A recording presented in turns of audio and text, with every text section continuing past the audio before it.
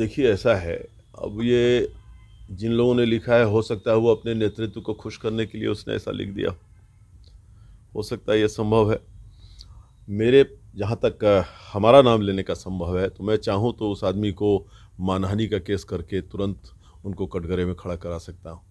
इसलिए कि मैं नीतीश कुमार का सच्चा सिपाही हूँ और उनके आदर्श और उनके असूलों पर चलने वाला आदमी हूँ। नोरमा ग्रुप, जो सोचता है वो करता है। आपके अपने सपनों का आशियाना। नमस्कार, आप है न्यूज़ फॉर नेशन पर। मैं आपके साथ अभिजीत सिंह। बिहार में बंगला को लेकर राजनीतिक है वो खूब हो रही है। 10 सर्कुलर राबड़ी आवास को खाली करने का नोटिस भेजा गया, जिसके बाद जदयू के द्वारा भवन निर्माण को पत्र लिखा गया था कि उस पर निगरानी रखा जाए। अब आरजेडी के द्वारा भी प्रधान सचिव को पत्र लिखा गया। दिवेश चंद्र ठाकुर जो जदयू के सांसद हैं और जदयू के राष्ट्रीय कार्यकारी अध्यक्ष राज्यसभा सांसद संजय झा को किस हैसियत से आवास है वो आवंटन किया गया है, सीधा प्रधान सचिव को पत्र लिखा गया। अब जदयू के सांसद दिवेश चंद्र ठाकुर ने सीधा उनको लीगल नोटिस की बात कह दी है और उन्होंने बताया है कि हमें किस हैसियत से आवास आवंटन किया गया है, हम पैसा इसको लिए दे रहे हैं। क्या कुछ कर रहे हैं जदयू के सांसद दिवेश चंद्र ठाकुर, छोड़ जाते हैं उनके पूरे बयानों के साथ। जिनके क्षेत्र की जनता उनसे बार बार पूछती है कि साहब ये पदाधिकारी ये काम नहीं कर रहे हैं, ये विभाग में ये काम बाकी है, और बार बार अगर किसी पदाधिकारी को निर्देशित किया जाए उनके जनप्रतिनिधि के द्वारा या उनके विभाग के माननीय मंत्री द्वारा, तो क्या फटकार नहीं लगाना चाहिए? आप ही बताइए, आखिर काम कैसे होगा जनता का? निश्चित रूप से काम ज़रूर ज़्यादा है, लेकिन अगर चाहे अफसरशाही तो सभी काम को अप टू डेट पेंडिंग कर सकता है।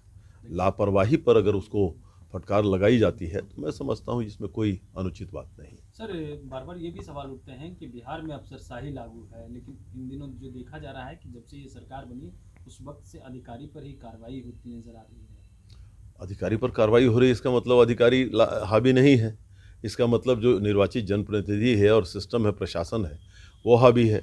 अगर उस पर आप बार बार देख रहे हैं कि कितना ज़्यादा रेड हो रहे हैं, कितना ज़्यादा पकड़े जा रहे हैं लोग जो अफसरशाही में लिप्त हैं, भ्रष्टाचार में लिप्त हैं, तो अफसरशाही ऐसा है, एक कहानी है, एक अनार और 100 बीमार।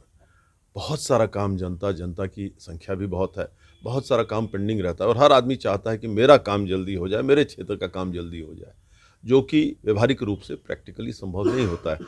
उसी में जब देरी होती है तो फिर वो शिकायत करता है कि सब अफसरशाही मेरा काम नहीं कर रहा है, ये नहीं कर रहा है, वो नहीं कर रहा है। ऐसा है नहीं, बिल्कुल नहीं। सर, बिहार में बंगले पर सियासत हो रहा है।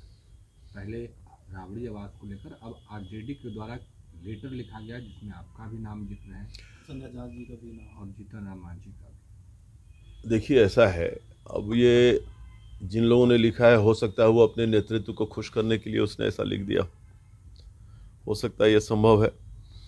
मेरे जहाँ तक हमारा नाम लेने का संभव है तो मैं चाहूँ तो उस आदमी को मानहानि का केस करके तुरंत उनको कटघरे में खड़ा करा सकता हूँ। इसलिए कि मैं नीतीश कुमार का सच्चा सिपाही हूँ और उनके आदर्श और उनके असूलों पर चलने वाला आदमी हूँ। आज तक जो जब मैं निर्वाचित हुआ, हमारे सीतामढ़ी की महान जनता से के आशीर्वाद से मैं निर्वाचित होकर दिल्ली गया, तुरंत मैंने इस आवास के रेगुलराइजेशन के लिए चिट्ठी लिखा सरकार को, और विभाग द्वारा चिट्ठी आई कि साहब इसका रेंट इतना होगा, इसका बिजली का भी बिल आपको भरना पड़ेगा। वो सभी को कबूल करते हुए उसी हिसाब से मैं चुकता करता गया हूँ, आगे भी करता जाऊँगा जो भी रेंट है। और जिस दिन सरकार का हुक्म होगा कि नहीं साहब अब ये मकान किसी और को अलॉट हो रहा है या होगा, उसी दिन 1 मिनट एक घंटा भी मुझे नहीं लगेगा। लेकिन आज तक मेरा मकान बिल्कुल सा लीगल है। एक भी नया पैसा जो वृद्धात्मक दर है, जो बढ़ा हुआ दर है, उस पर हम उसका पेमेंट भी कर रहे हैं और इसका भी कर रहे हैं, रेगुलर पेमेंट कर रहे हैं, जिसकी मैंने आपको सबूत दिखा दी है मेरे मोबाइल में, जो है चिट्ठी जो बिहार विधान परिषद सचिवालय की है, जो मैंने अभी आपको दिखा दिया। सर, उनको अब कोर्ट में घसीटेंगे आप? और निश्चित रूप से ऐसे लोगों को जब तक कोर्ट में नहीं घसीटिए तब तक क्या है, तब तक आप किसी पर, ऐसा है उन लोगों को आदत है गाली सुनने की, हम लोग को नहीं है। मैं गाली सुनने वाला आदमी नहीं हूँ। अभी हाल ही में आपने देखा होगा, एक वो पेंशन को लेके 7-8 आदमी का नाम दे दिया, माननीय विजेंद्र यादव जी का भी नाम दे दिया। हमको तो अपने से ज़्यादा उनका चिंता हुआ। ये साहब बताइए, हम लोग आज एक नया पैसा उसमें का किसी भी तरह का ये नहीं है, बकाया नहीं है, कुछ भी नहीं है। उन्होंने कहा कि पेंशन ले लिया। तो जब हम लोगों ने बोला कि चलो अब तुमको कोर्ट में ले चलते हैं, विधान परिषद को हमने कहा कि चिट्ठी दीजिए, तुरंत विधान परिषद ने चिट्ठी दिया। किसी भी तरह का कोई पेंशन इन लोगों को नहीं मिला हुआ, किसी को भी उसमें से। अब ये पत्रकारिता अगर आपकी है तो क्या आपका क्या प्रतिष्ठा रह जाएगा समाज में, बताइए।